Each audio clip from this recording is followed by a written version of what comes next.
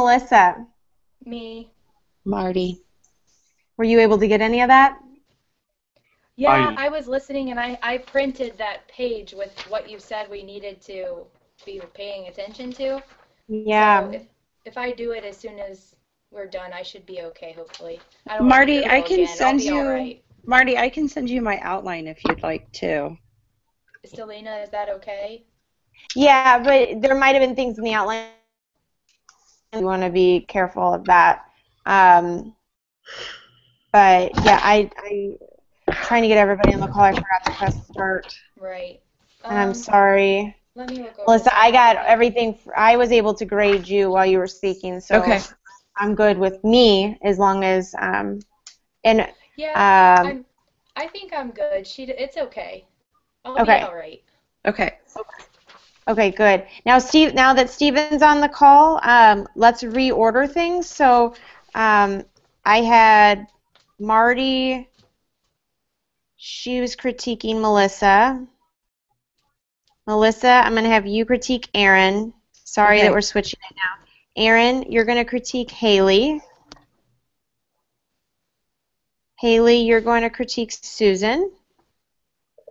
Susan, you'll critique Steven. Steven, you'll critique Marty. okay. Did I get everybody? I think so, yeah. Okay. Hey, Stelina, would you mind if I went next? No, that's Since fine. I'm doing SIDS. And I have to be Yeah. at work at 11, so if we're not done by like 10:30, Yeah, would you it gotta be go. okay if I left? I think we'll be Okay. done by 10:30. Okay. Yeah. All right, thanks. All I'll go ahead right. and get started. Yeah. So my speech is about SIDS as well. So I want you to imagine your morning routine. Imagine that you're a new parent of a 2-month-old baby. What's the first thing you do when you wake up? You usually go and check on the baby. So you open the door to the nursery and you're watching her sleep, but you notice that her chest isn't rising. You get closer and you see that her color is blue and pale, and you check for a pulse and it's not there. You realize that she died in her sleep overnight. So what do you do in that situation? So as I've said before in prior submissions, I'm a neonatal intensive care nurse, but I also lost my 2-month-old nephew last year to SIDS, otherwise known as sudden infant death syndrome. So today I'm going to be talking about SIDS because a lot of us are young adults, we're having families of our own, and I just think it's really important for all parents or future parents to have a knowledge of SIDS. So according to the CDC, SIDS is the leading cause of death in infants aged 1 month to 1 year, and it's associated with both modifiable and non-modifiable risk factors. And I'll address exactly what is modifiable and what is non-modifiable later on in our discussion. So the cause of SIDS is still unknown. Mayo Clinic defines SIDS as an unexplained death, usually in their sleep, of an infant aged 1 month to 1 year. So according to the CDC, approximately 1,500 U.S. infants die suddenly every year due to SIDS.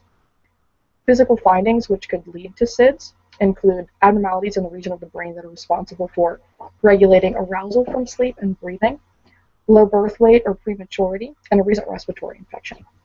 Now, some of the more prevalent causes of SIDS in healthy infants include sleeping on their stomach or on their side, sleeping on a soft surface such as on a waterbed, or sleeping in the same bed as the parents. So the direct causes of SIDS are closely linked to the potential risk factors. So your infant risk factors are going to be infants of the male gender, infants aged 2 to 3 months, infants of African American or Native American descent, and infants exposed to secondhand smoke. Maternal risk factors, on the other hand, are going to be inadequate prenatal care, a history of alcohol or drug usage, or if the mother was less than 20 years old when she had her baby.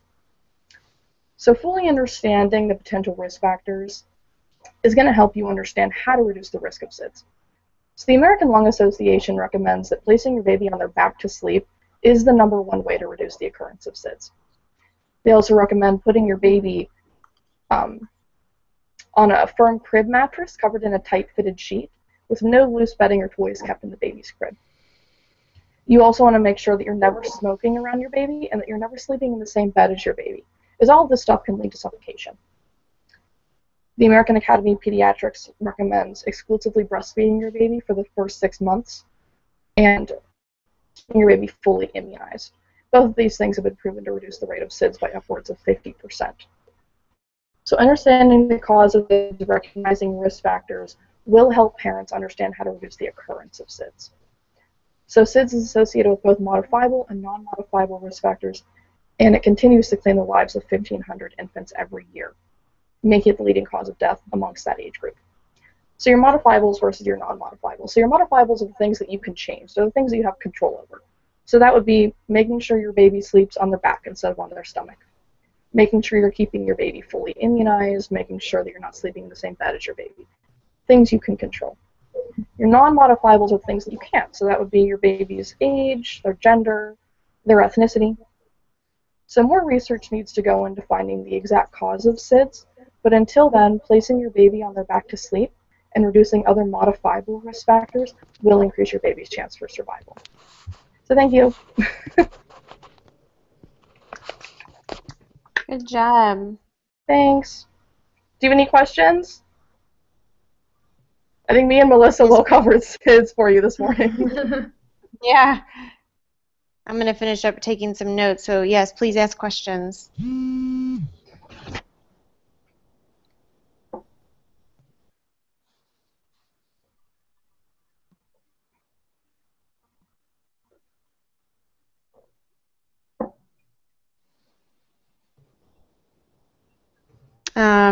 None?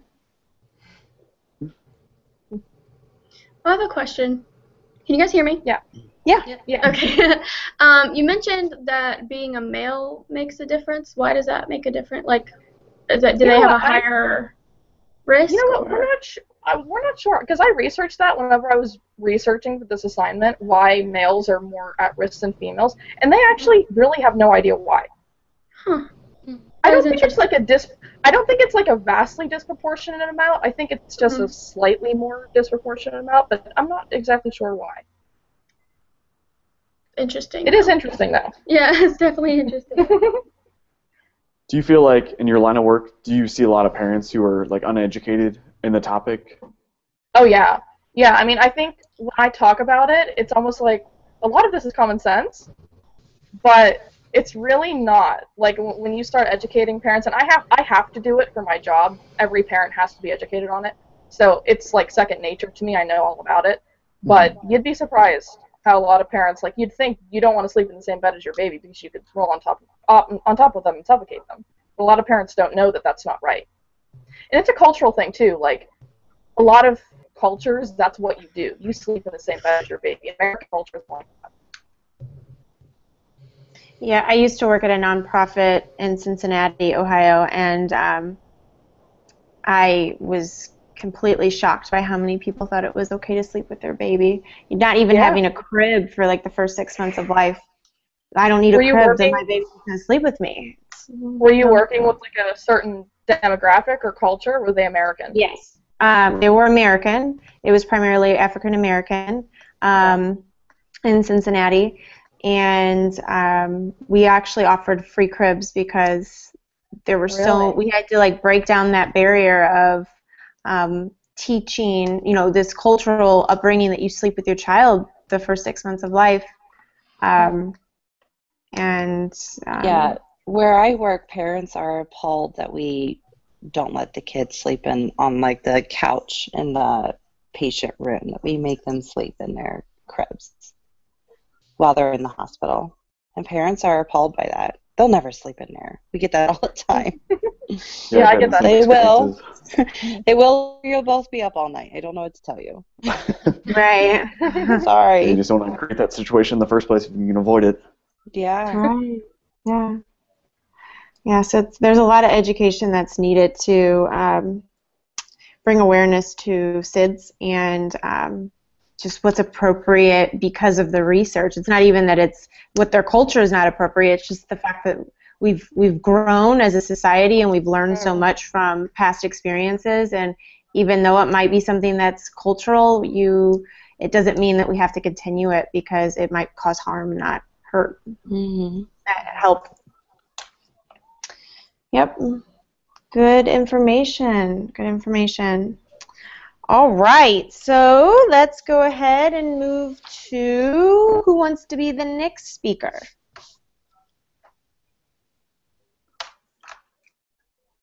I can go ahead and go. Okay. Can you guys see me? I can't see myself, but Yep. Yes. Yeah. yeah, Mhm. okay. All right, well, I'm Marty, and I'm going to talk to you guys today about obesity in America. It's a problem, and we're going to talk about how big of a problem it is. So, there are a lot of different aspects about the American culture and our society that actually lead to this epidemic. And I've been really passionate about this topic for years. I love health and nutrition. I've taken a lot of courses on it, I've done a lot of research. If you guys are interested in learning more about it, the Centers for Disease Control, the CDC, the World Health Organization, WHO, and even just like your local health departments are all great places to go and get more information. Um, so you're probably wondering, well, how big of a problem is obesity? According to the Centers for Disease Control, more than 1/3 of the adults in America are considered to be obese. This is a really big problem because it's being passed on to other generations and it's creating issues in healthcare.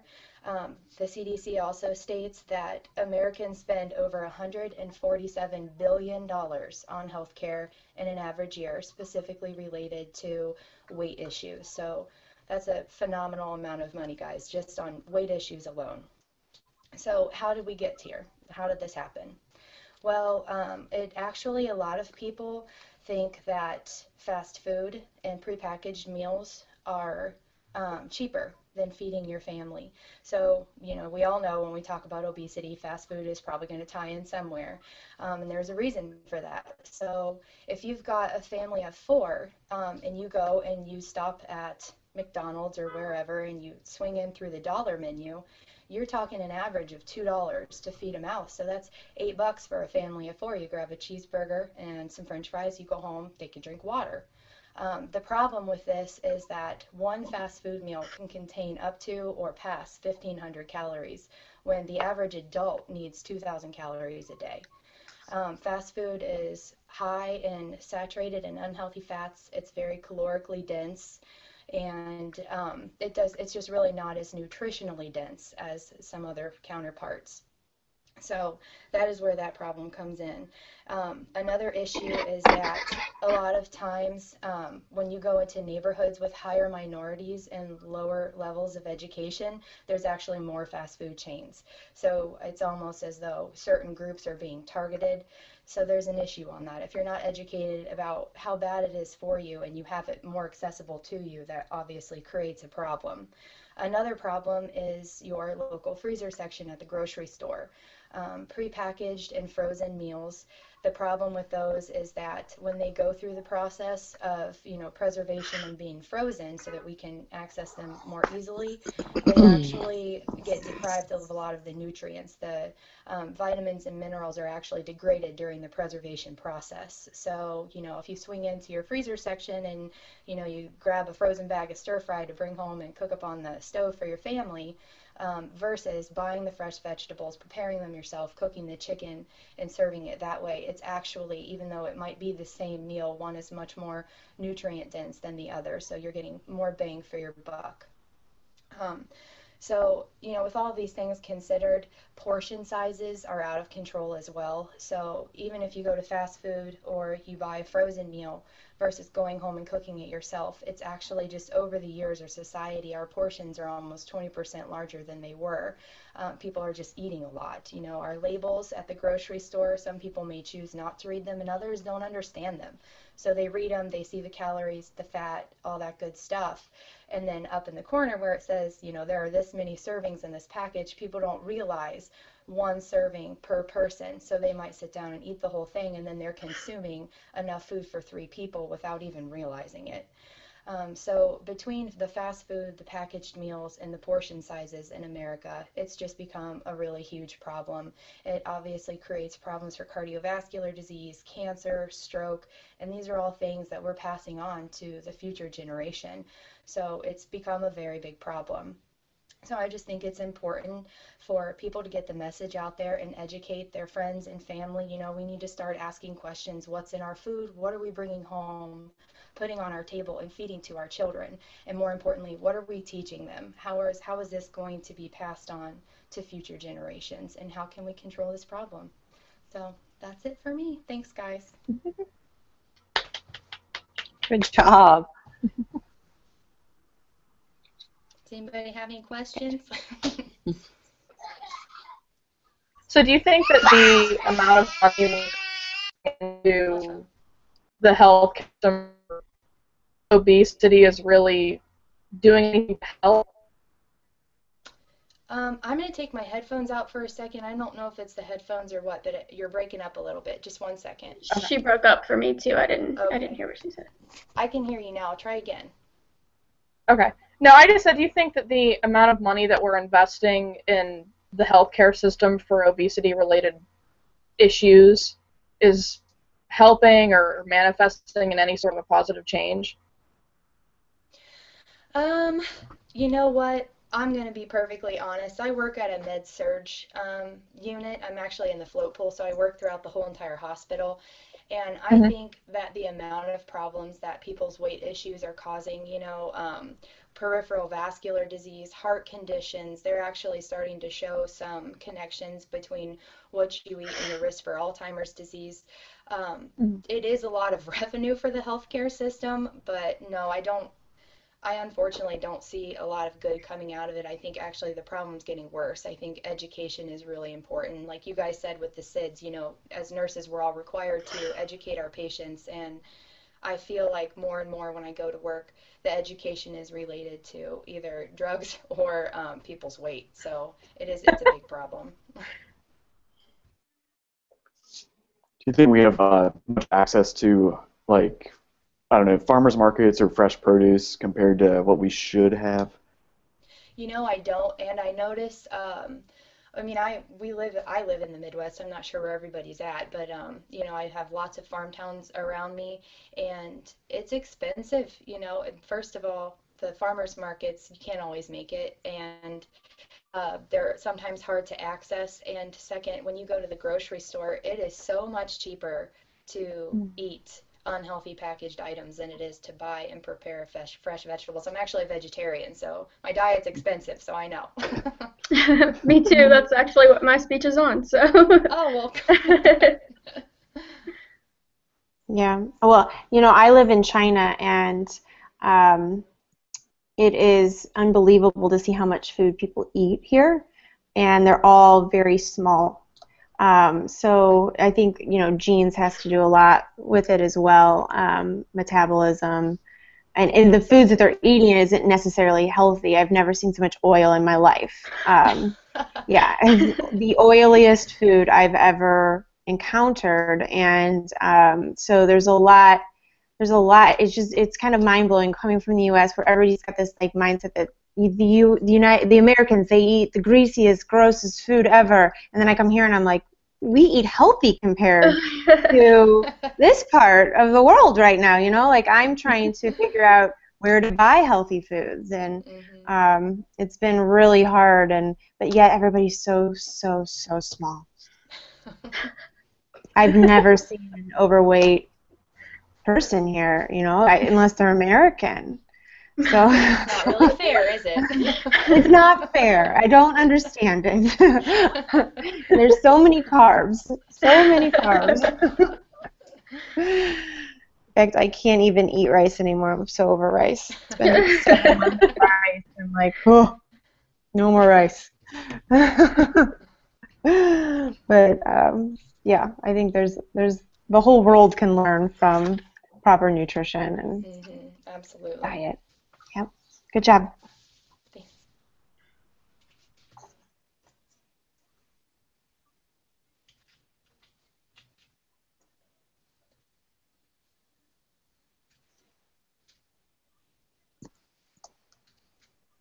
All right, I'm just finishing up. Okay. Who would like to go next? I can go next. They could mute their microphone while the speakers are going now. I think that would be good. Sometimes, even if the screen popped up on me while Marty was talking, so I'm going to mute mine as well. when you're ready. Okay. Hi, my name is Haley. Can you guys see me? I can't see myself in the... Can you hear me?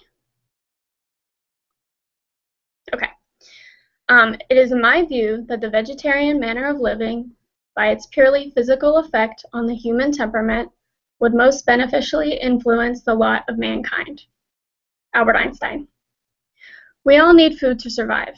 And I also like to believe that the majority of people... Haley, Yeah? can I stop you? Sorry. I can't hear anything. Can you guys hear anything? Can you give me thumbs up or down? Is it just me? I can hear her. I just her picture is on there, not her live picture, so her video is not on there. Okay, maybe Yeah, we can... I can hear her and I can see her video. I don't know why anyone else can't. You can I couldn't manually even click on her picture, and then it should pop it up. Okay. Yeah, see, I couldn't hear her. Okay. Let's maybe unmute everything because that seemed to really confuse the system when we all mute it. Okay, Melissa, you keep yours muted though. Okay, Haley, I'm sorry I interrupted you. I just couldn't hear That's okay. a word. Okay. Can you hear me now? All right. Yeah, let's try it again. Okay, I'll start from the beginning. It is my view that the vegetarian manner of living, by its purely physical effect on the human temperament, would most beneficially influence the lot of mankind. Albert Einstein. We all need food to survive. We also like to believe that the majority of people have some type of compassion towards animals. I quit eating meat about 2 years ago. I did my research beforehand. I read books and watched documentaries on the subject and learned how to go about it the right way. A vegetarian diet can impact your life, the lives of animals, and the environment. In this speech, I will be discussing the vegetarian diet. First, I would like to talk about how the vegetarian diet can impact our planet. According to the World Watch Institute, over 50% of greenhouse gas emissions are caused by animal agriculture. At the beginning of my journey, I had no idea that animal agriculture affected the environment in any way at all. To put it in perspective, it takes 25 gallons of water to produce 1 pound of wheat. It takes 2,500 gallons of water to produce 1 pound of beef. The recent drought in California serves as an example of what can happen when we use too much of our natural resources. In addition to using an abundance of water, cattle also use an abundance of food. Over 80% of the corn that's grown in the United States is used to feed livestock. To put that into perspective, the population of livestock eats enough food for 8.7 billion people per year. That's more people than the entire population. In addition to impacting Earth, a vegetarian diet can also impact your health. Where do you get your protein? It's a common question for vegetarians. But there are many ways, believe it or not, that you can get protein without meat.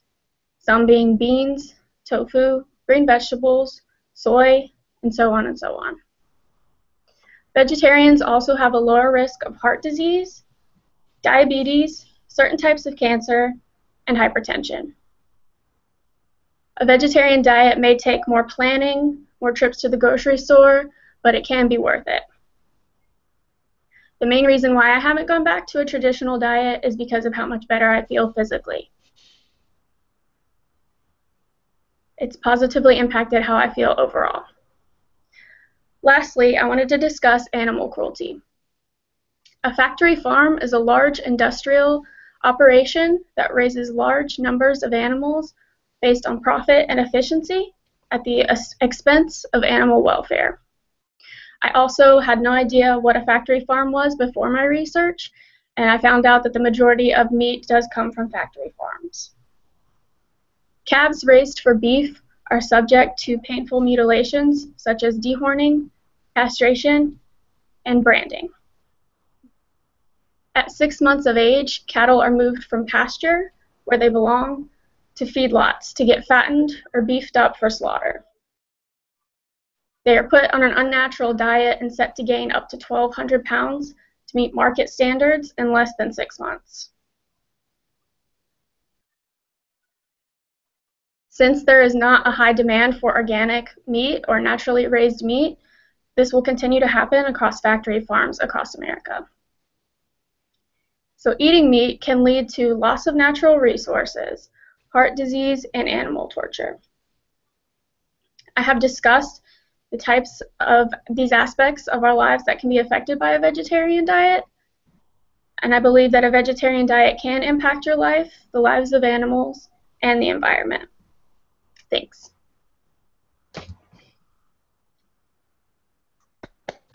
Good job. Any questions for Haley?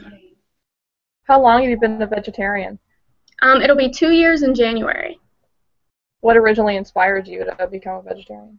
I watched a Netflix documentary. I know that sounds kind of corny, but I watched a Netflix documentary. They'll get you. Yeah, they do get you. They really do. And there's just so much information that I had no idea, like what goes into our food, all of the GMOs, and it just the next day I was like, I'm not doing this anymore. Yeah. And I haven't gone back since. Great. Yeah, my husband converted me years ago, so he watched a documentary. Changed his life.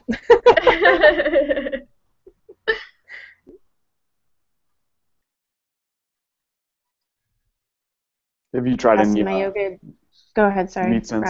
Or No, I haven't had meat since. I've had fish a couple of times, but I haven't had any like chicken, pork, beef, anything in almost 2 years. I had a yoga instructor tell me a couple weeks ago that if I stopped eating meat, that my yoga techniques would get better. Have you ever read anything about that? I haven't. I've never heard that. No, I do yoga a little bit, but I've never heard that. That's pretty interesting. Yeah. I was like, can you tell me why? And he was like, no, it just will. I was like, not convincing. Not a convincing argument. really scientific. Yeah. Just believe me.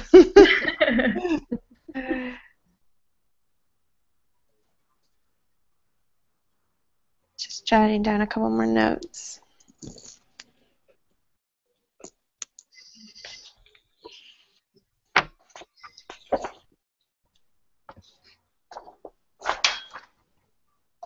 All right.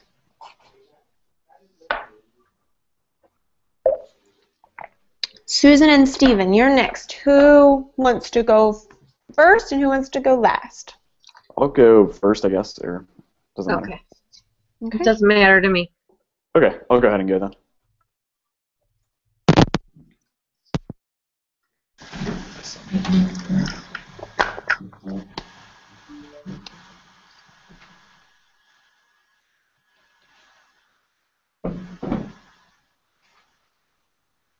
Can you guys hear me from back here? Yes. Yes. Yep. Hi, my name is Stephen Rogers, and my topic is vaccinations and their importance. Vaccinations are used each year to help stop the spread of disease and help to keep us healthy. Vaccinations have been one of the greatest inventions that mankind has had to offer. Imagine you're at home alone with your child. They have a fever. They seem really sick. They're having a difficult time breathing. You take them to the emergency room, and there you discover that they have the flu. Previously, you have not given your children the flu vaccine because you didn't believe it. You believed it was all kind of a government myth, and it was just brainwashing people. Your child ends up on the ventilator and is very sick. Fortunately, your child recovers, comes off the ventilator, and you find out that the result of this could have been prevented by taking the flu vaccine or other types of vaccines. This is just one of the many problems that we can face in today's world with the anti-vaccination movement. Most people have either received vaccinations throughout their lifetime or have known somebody who has become ill from either the flu, a virus, or another type of bacterial infection. So vaccinations can help prevent a lot of these symptoms and illnesses, and it kind of needs to be a focus of government involvement and just vaccination campaigns. My credibility on this subject is I am a pediatric ICU nurse at Cincinnati Children's Hospital. I've been a nurse there for about 5 years now, and I've actually seen a lot of the effects of preventable viruses and those who do not get their children vaccinated. I've also personally taken care of kids who have ended up on the ventilator because of this, and unfortunately some of them have passed away. A lot of times the parents were just trying to be very healthy, and they felt like they were misled with some of the media portrayal of vaccinations and the potential risks of getting a vaccine when a lot of this could have been prevented. But I've also seen a lot of children get better and recover from these kind of viruses. Vaccinations protect those who receive them, and it also protects those around them. One theory of this is called the herd theory, and that is if enough people get vaccinated around you, you have a less likely chance of getting a disease because of this. Kind of like the herd protects the young. During a speech, I will present the importance of vaccinations and dispel any myths that vaccines have acquired over the years. What are vaccinations? Vaccinations are either injections or nasal sprays that are derived from scientists who take live viruses or bacterial infections and develop antibodies from these. These antibodies are then attenuated and placed in non-live either viruses or just antibodies and injected or sprayed nasally into patients. This then allows your body to naturally develop immune responses to these specific organisms and viruses. When you then encounter these viruses the next time, your body will already have antibodies prepared and ready to fight possible infections. According to the Delaware Medical Journal, injections are more effective than receiving the nasal sprays, but when in short supply, nasal spray can be effective as well. You're also a little bit more likely to become a little ill from the nasal spray, probably just nothing more than a small fever, nothing unbearable. An important part of vaccine is the vaccine schedules. When you're an infant, there's a certain timeline for vaccine schedules, getting the mumps, measles, rubella, and Tdap, everything else like that. Because when you're an infant and even a child and adolescent, your immune system isn't fully developed yet, and you're at much greater risk at developing an illness or coming in contact with another child who is ill with flu or another bacterial infection. There are many different types of vaccines.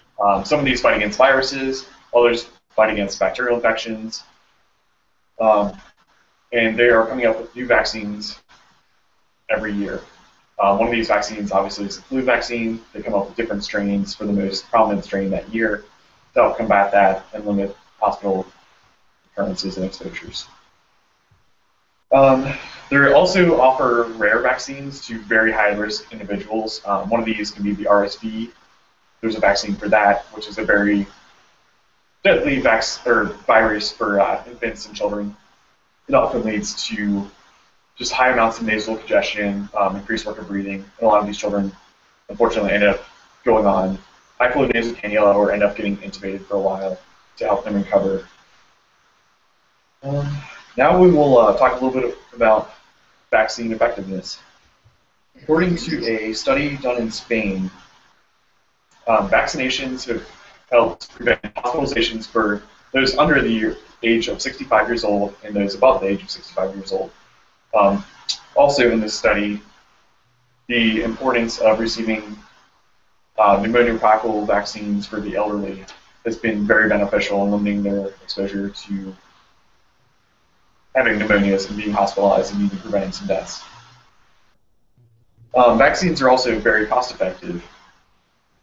Preventative medicine is much more effective and cost effective than requiring long stays in the hospital, medication overusage, antibiotic overusage.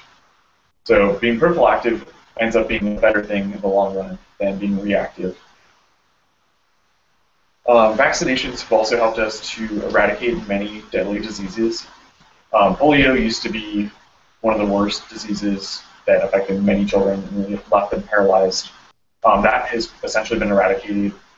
Same with measles, mumps, until recently when the anti-vaccination movement kind of took effect and we saw some outbreaks in the United Kingdom and California and across the country. Even though vaccines have helped to prevent many of these diseases and illnesses, there's still been a movement of misinformation about vaccinations. A lot of this has been portrayed by the media and celebrities who are in fact not reporting the scientific data and presenting that facts. One of the biggest myths about vaccinations is the link to autism. The original study that was done in the late 1990s that was accredited to possibly linking autism to vaccinations was performed by several scientists. Immediately after this finding, their colleagues kind of disregarded this information and didn't think it was actually following scientific method. And it ends up turning out the main researcher who was involved in this was actually receiving settlement money or receiving payments from the parents with children from autism or who had autism from a lawyer who was trying to link it to vaccinations when in fact no other studies have been able to replicate this study and the results that it received. So that kind of debunked this, and every study since has not been able to match the data that was recorded in this initial study from the 1990s. This has caused a lot of people to question vaccinations and their overall effectiveness, and also questions the potential risks of receiving vaccines. A lot of this has been portrayed by celebrities and has spurred people to refuse getting vaccinations for their children, even though they're trying to be healthy. They just don't have all the necessary information at hand. Some of the other myths about vaccinations, that if you get the flu vaccine, it's going to give you the flu. That's not true. Most of the time, the worst risk that you can typically have is just site irritation, tenderness at the site. Some people do occasionally get fevers and stuff for a day or so, but in the long run, it's going to build up your immunity. It's probably just a result of your body just building up antibodies and reacting to that initial vaccination. And another possible is anaphylaxis, but typically, if you have that, you also have allergies like egg, and other things, and you're usually aware of that at the time. And there's also things you can do to limit the negative effects of receiving the vaccine, like Benadryl, antihistamines, and in emergencies, you can also receive epinephrine. Overall, vaccines have done way much more to improve society and the human race than detract from it. Vaccines have eradicated many diseases that previously have killed millions at a time, and has helped to increase our life expectancy and the overall population of the world. As a result of vaccines, we are now living longer, we are living healthier, people have experienced less illness in their lifetime, chronic illnesses have been way down, and overall lives have been better. Currently, we spend billions each year on medical costs that could have been prevented because of vaccines and other forms of preventative treatments. So overall, vaccines have changed our lives for the better. New vaccines have been coming out each year and improving our lives, and have helped to limit the exposure to other diseases. In the future, hopefully we'll have some vaccinations for other deadly viruses such as HIV and bird flu and SARS and a couple other stuff. That's all I got. Good job. Do you guys have any questions? So, Steve, do you find that there's like a... Can you hear me? Yes. Okay. Do you find that there's like a certain demographic of people that don't vaccinate their kids? Through my experiences at work, I feel that sometimes poor people do not, but even then, they're not that. I don't feel like they're that great of a majority. A lot of times it can be like educated people as well who like lead very. I've noticed that too. Yeah, they live very healthy lifestyles, and then they'll just do a lot of research on their own, and a lot of times they'll just fixate on one study that says this, but overall, they don't really talk to a physician or kind of get a big picture overall, like how beneficial they are. Yeah. So I've noticed at my work we get a lot of Amish community families, and none of them ever vaccinate. Yeah, like I said, probably with. But schools are still not allowing children to attend if they don't vaccinate, right? So, but the Amish students probably are homeschooled. Well, if you, there's actually ways to get around that. Years ago, I did a research project on this. If you submit some forms or something, if it's like a religious reason or cultural or something like that, then they technically can't force you to vaccinate your children, and they're not allowed to turn them away. So there's ways around it, but I think, you know, it's easier just to vaccinate them and send them. Yeah.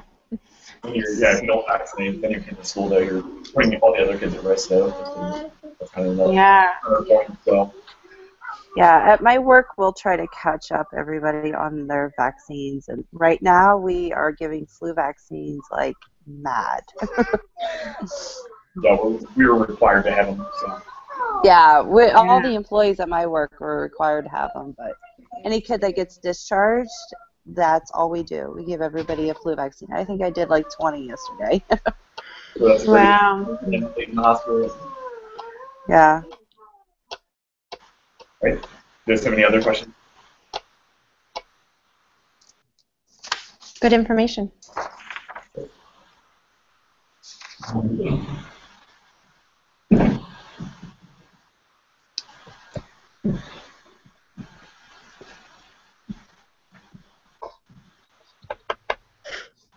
All right, Susan, your turn. Okay. Last but not least. Okay.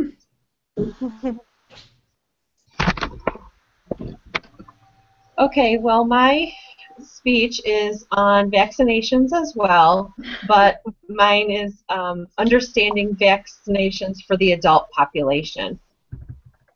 So I don't know if you guys have heard any of these statements or questions, or maybe even have said any of them yourself, but have you heard, I don't need flu shots, I don't get sick, or I don't believe in vaccines, vaccines cause autism, vaccines are only for babies, that flu shot gave me the flu, or have you received your flu shot yet this year?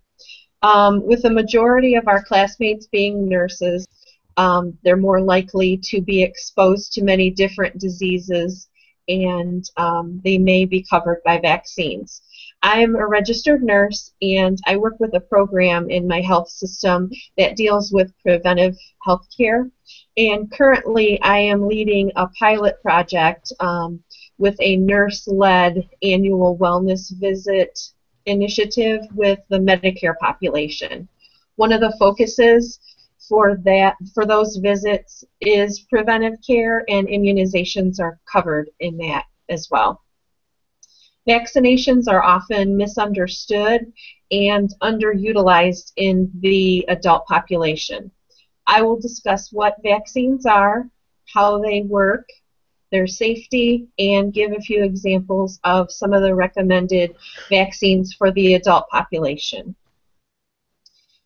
First, we'll discuss what vaccines are. Vaccines bring up questions, namely, what are they and how can they help? So, exposure to disease, invasion of germs, and production of antibodies result in immunity.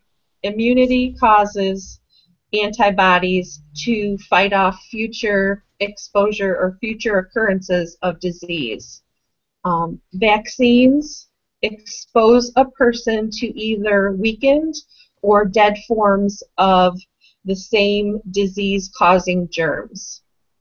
So what that does is it tricks your body's immune system into developing antibodies as if it were being attacked in the natural way.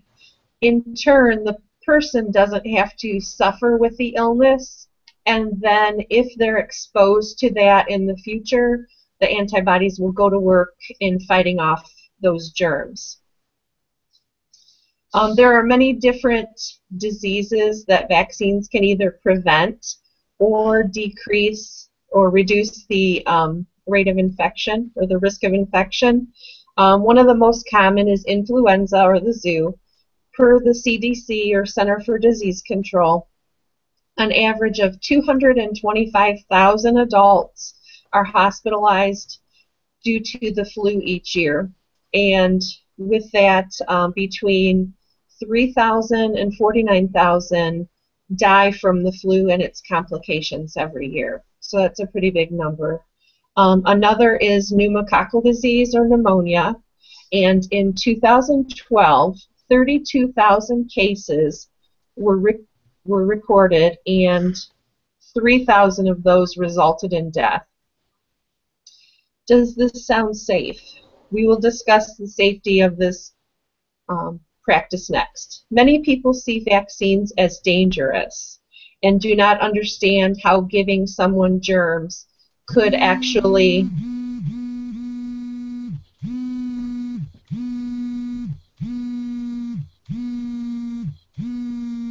I don't know what that is. I have a phone call. It's my work. I don't know what to do. Go ahead and get it. Oh, they hung up. I'll call them back. Okay. Sorry. Sorry, Susan. That's okay. I didn't know if it was me or what, so. I'm so sorry. I'm on my phone because my power was out. No, that's okay. I thought it was me doing something wrong. Sorry. So anyway, many people see vaccines as dangerous, and they don't understand how giving someone germs could actually help somebody. I recently saw a post on one of the social media sites, and it was a group of parents of teenagers, and they were discussing the HPV vaccine and whether or not to give that to their children. And it was clear there are many different feelings and opinions on that, and it was clear that they did not have all of the correct information, but yet they were relying on each other for the information. So the subject of vaccines causing autism remains alive for some, despite the overwhelming empirical literature, quote unquote, that has shown no connection to the link.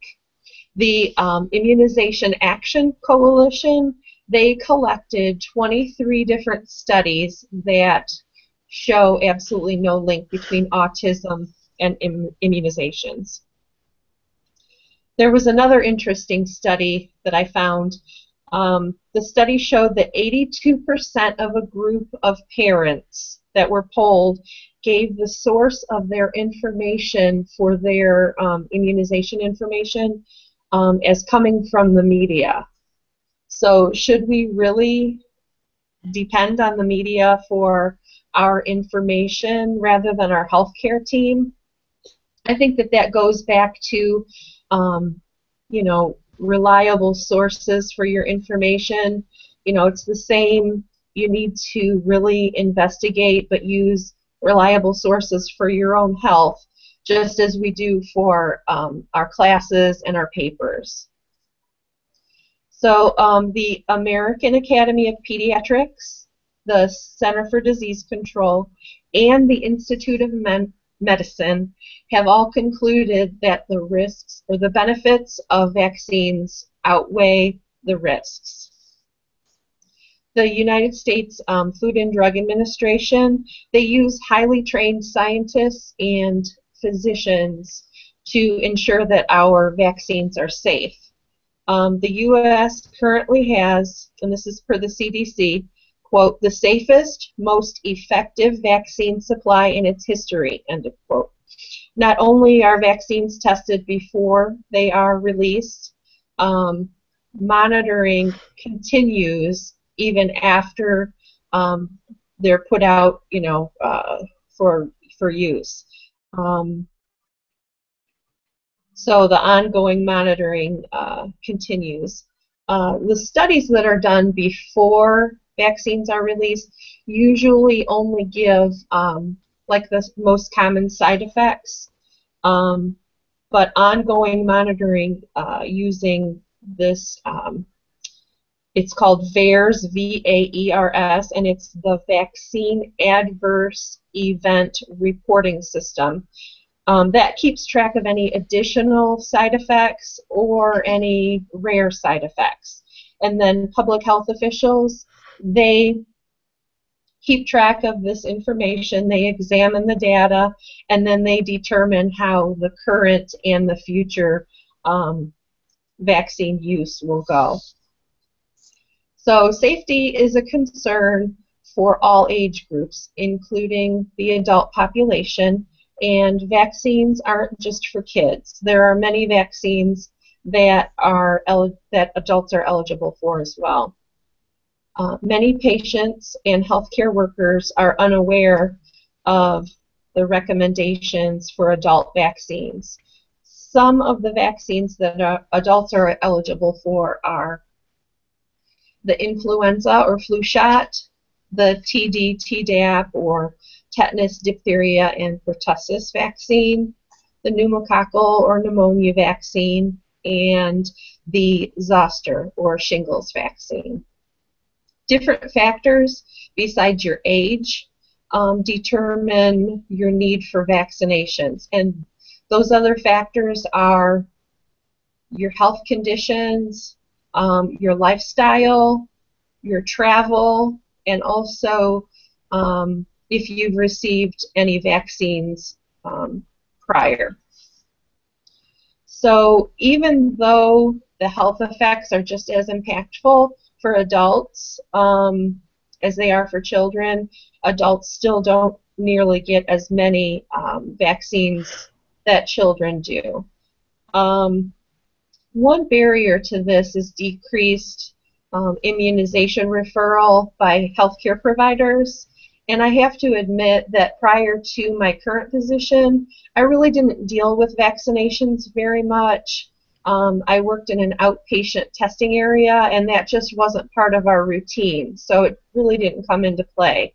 I mean, I always did get my flu shot, and it is a requirement for our health system. So, and you have to be up to date on your immunizations to be working too. So I am current, so it was just sort of an automatic thing for me, but I guess, I wasn't familiar with what everybody else should be getting and if they are getting them or not. So if you're curious to see maybe what vaccines you might be eligible for, you could go to the CDC website, and their address is cdc.gov/immunizations. And they have a quiz that you can take, and you put in your information, and then they give you the recommended vaccines that you might be eligible for. So I thought that was pretty neat. Vaccinations have shown to impact all ages, and adults can benefit from receiving vaccinations. Having the right information and getting the information from credible sources is very important. Vaccinations are often misunderstood and underutilized in the adult population. So hopefully adults will receive the information that they need to make the decision on whether or not vaccinations will be part of their health plan or their plan of care. Thank you.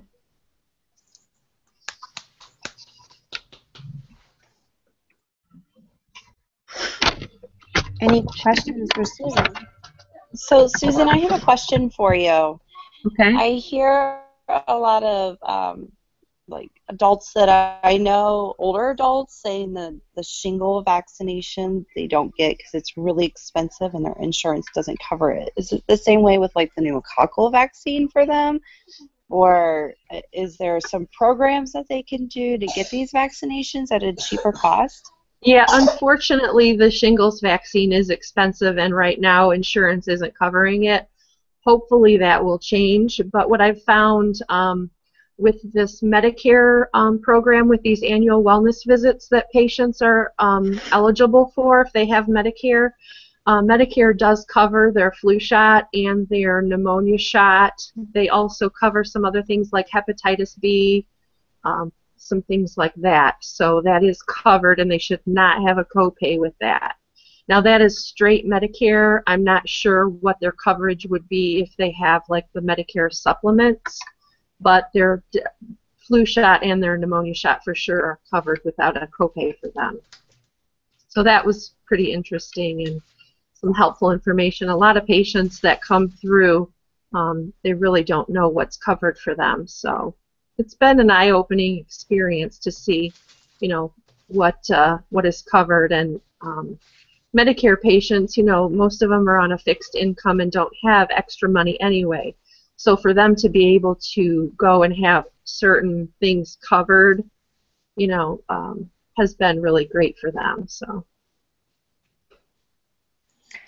What do you say to people who say, I don't get sick, I don't need the flu shot? Well, you just have to, you know, and every patient is different. So it just depends on, you know, you have to kind of get down to the root of what their thinking is, and you have to give them the information and let them decide, because ultimately it is their body, and they, you know, decide what is good for them. So if you give them the information and put it in terms that they can understand, then they have that ability to then make the choice. So, and some people just don't understand.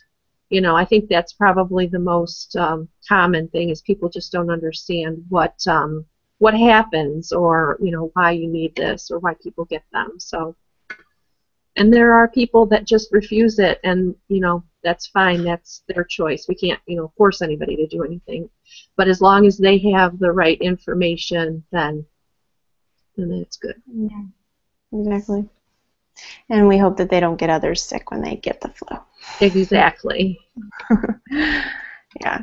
Usually it only takes getting it once to then always get the flu shot. To change your mind. Exactly. Yeah. It's the change agent. Nobody wants to be miserable like that. No.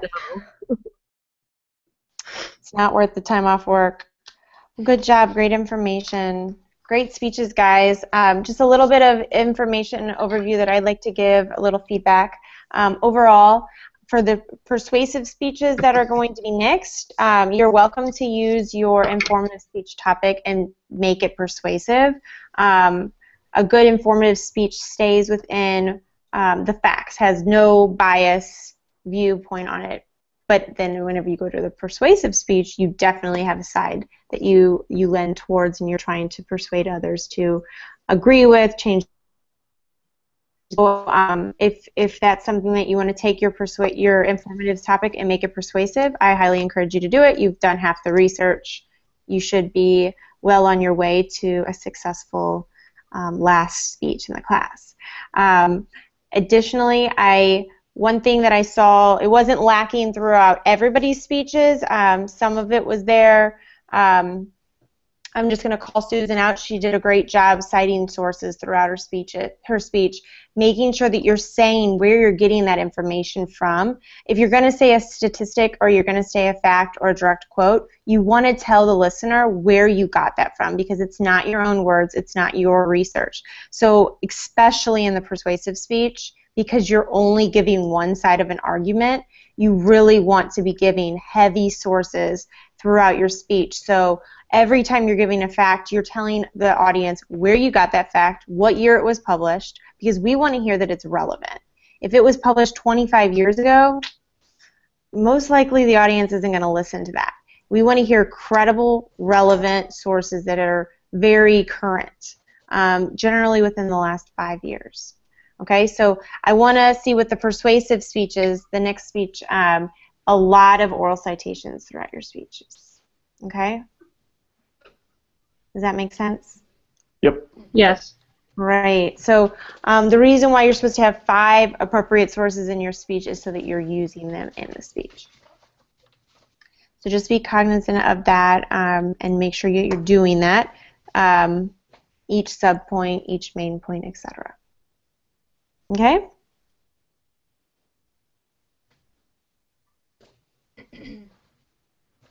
Any questions? I don't think so. No? I think I'm good. I learned yeah. a lot. I learned a lot from you guys. It was great. It was really good. And I like, even if we have, students that have the same topic, I think no two speeches are alike. There's always different information. There's different. So it's good to have variety, even if they are similar topics. All right. So I will make sure this posts to the my YouTube, which is public, and also to my Google Hangout page. If you have problems locating it, just let me know. But you should just be able to search sma234@gmail.com, and you'll be able to find it. Cool. Sound good? All right. Yep. Sounds good. Sounds good. All right. Great. Thank you. All right. Well, I'm glad we were all on the call. It's great. It's a great day. All right, guys. Have a good one. Thanks. Nice Yeah. meeting you. Bye. Bye. Bye.